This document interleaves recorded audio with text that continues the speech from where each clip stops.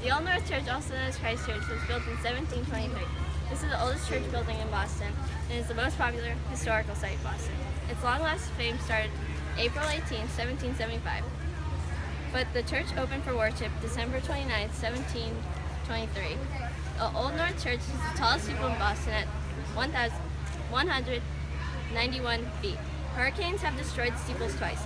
First time was in storm of October 1804, and again Hurricane Carol on August 31st, 1954. Robert Newman hung 2 lanterns up at the top of the steeple to notify patriots that the British troops were coming by sea and not by land. 1 by land, 2 if by sea, said by Henry W. Longfellow, meant if the British troops were coming by land, they would hang 1 lantern at the top of the steeple, and if they were coming by sea, which they were, they would hang 2 at the top of the steeple. The steeple is one of the most popular and famous landmarks in Boston. What people don't know is underneath the Old North Church are 37 crypts that contain the bodies of over 1,000 church members. Major John Perrin, the leader of the first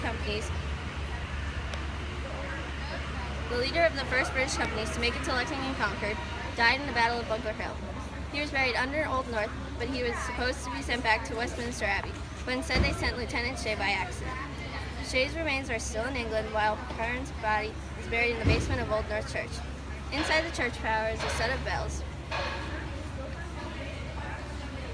This ringing of bells came later in 1744. 7 neighborhood boys, including 15-year-old Paul Revere, were the first bell ringers. Those boys signed a contract in 1750 saying that they would ring the bell for 2 hours during the evening, and they would ring it whenever the church wardens wanted them to.